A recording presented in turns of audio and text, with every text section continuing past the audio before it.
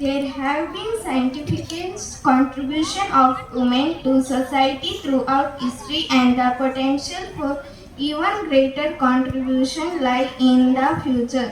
So we all can use this International Women's Day to empower women to create a better future for everyone, encourage women to take on leadership.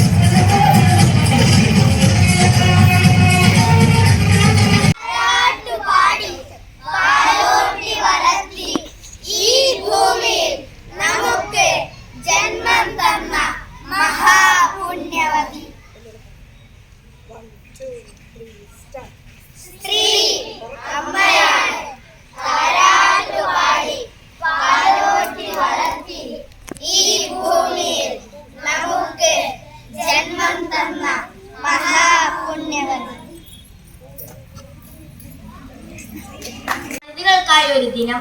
ഈ ദിവസത്തെ ലോക അന്താരാഷ്ട്ര വനിതാ ദിനം എന്ന പേര് വിളിച്ചു. അന്താരാഷ്ട്ര വനിതാ ദിനം മാർച്ച് 8-ാം തീയതി ആചരിക്കുന്നു. ഈ ദിവസത്തിന് വളരെയധികം പ്രത്യേകതകളുണ്ട്.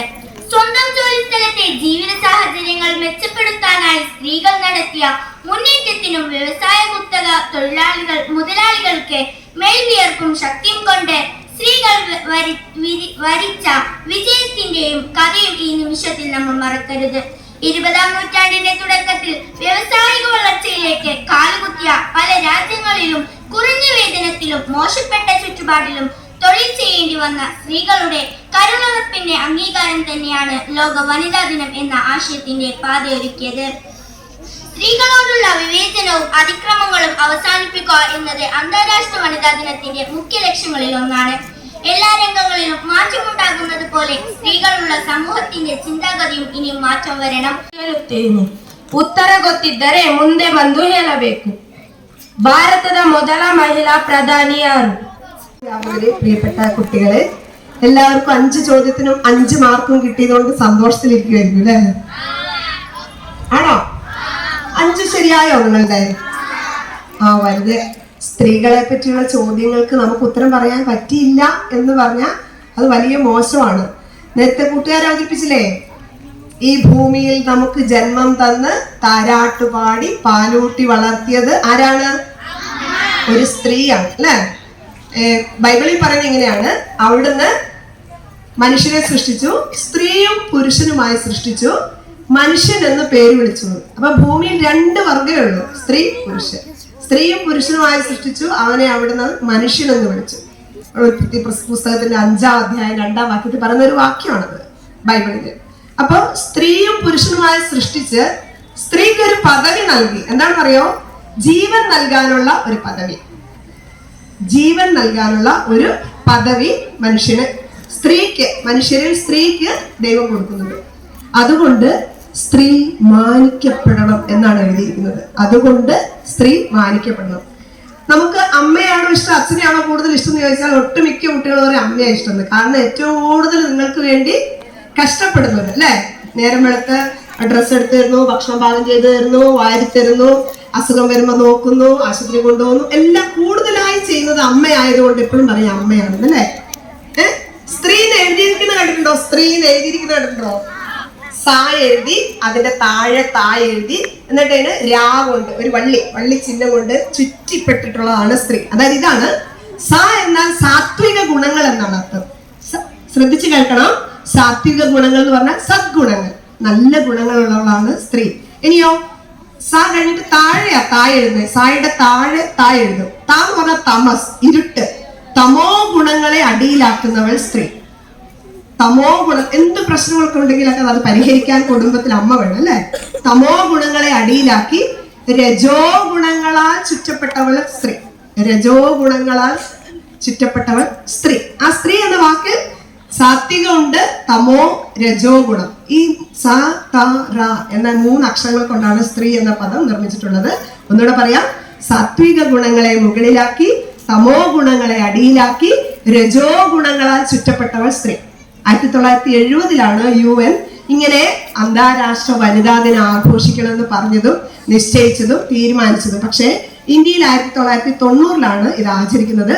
നേരത്തെ സാബിറ മോള് പറയുന്നുണ്ടായിരുന്നു, ജോലി സ്ഥലത്ത് സ്ത്രീകളുടെ മാന്യത ഉറപ്പുവരുത്തുന്നതിനും ജീവിത സാഹചര്യങ്ങൾ മെച്ചപ്പെടുത്തുന്നതിനുമാണ് നാം ഈ ദിനം ആചരിക്കുന്നതെന്ന് അവൾ പറയുകയുണ്ടായി. കേട്ടായിരുന്നോ? നമ്മുടെ തൊഴിലിടങ്ങളിൽ സ്ത്രീ ഇന്ന് സുരക്ഷിത അല്ല. അതുപോലെ തന്നെ നമ്മുടെ ജീവിത സാഹചര്യങ്ങളിലും. നിങ്ങൾ ഒരു പക്ഷേ ക്ലോക്ക് ശ്രദ്ധിച്ചിട്ടുണ്ടാവും. ക്ലോക്ക് ശ്രദ്ധിച്ചിട്ടില്ലേ? അതെങ്ങനെയാ കറങ്ങുന്നത്? 1, 2, 2, 3, 4, 5, 12 അല്ലെ. 1 എന്ന് പറഞ്ഞാൽ എന്താണെന്ന് അർത്ഥം? ഐ എന്ന് പറയാം. ഐ, ഞാൻ.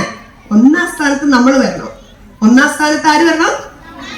നമ്മൾ വരണം, സ്ത്രീ വരണം. എന്താ പറയാമോ? സാധാരണഗതിയിൽ വീട്ടിലൊക്കെ എങ്ങനെയാണെന്നറിയാമോ? അമ്മമാര് അല്ലെങ്കിൽ നിങ്ങൾ പെങ്ങന്മാര് ചേട്ടന്മാർക്ക് ഭക്ഷണം എടുത്തു കൊടുക്കുന്നതും എല്ലാ കാര്യങ്ങളും, വസ്ത്രം എടുക്കുന്നതും ഒക്കെ എങ്ങനെയാണ്?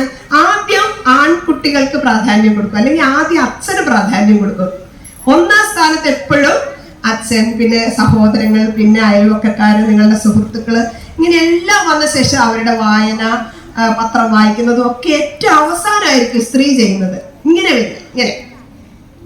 ഒന്നിൽ നിന്നല്ല ഒരിക്കലും സ്ത്രീ കറങ്ങുന്നത്. 1, 2, 3, 4 അങ്ങനെയല്ല കറങ്ങുന്നത്. 1ാം സ്ഥാനം അച്ഛന്, അല്ലെങ്കിൽ മറ്റു അയൽപക്കത്തെ ആവശ്യങ്ങൾക്ക്, അടുത്ത വീട്ടിലെ ആവശ്യങ്ങൾക്കൊക്കെ അമ്മ ഓടും.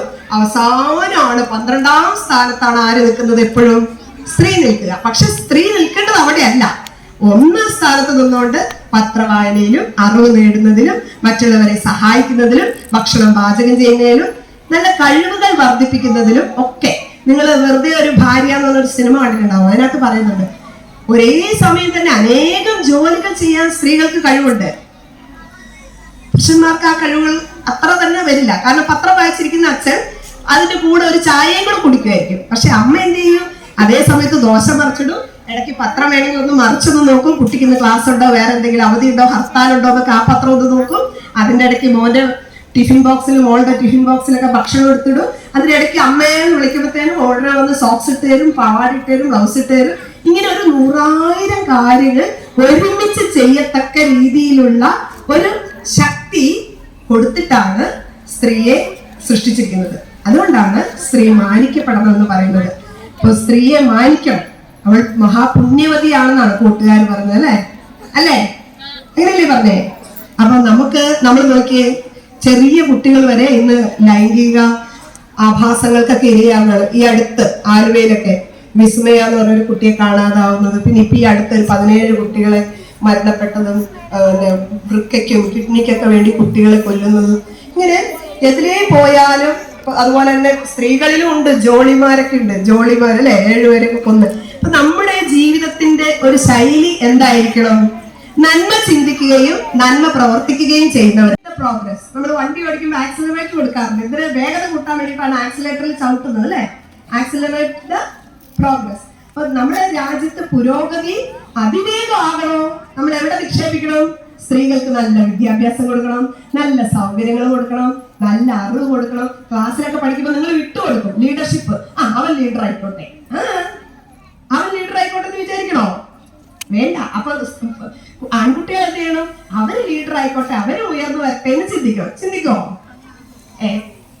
ചിന്തിക്കില്ല. അമ്മ ചിന്തിക്കണം. അമ്മ നമ്മള് സ്ത്രീക്കാണ് കൂടുതൽ ഏറ്റവും പ്രിയപ്പെട്ട അമ്മ. സ്ത്രീ ആദരിക്കപ്പെടേണ്ടവൾ, മാനിക്കപ്പെടേണ്ടവൾ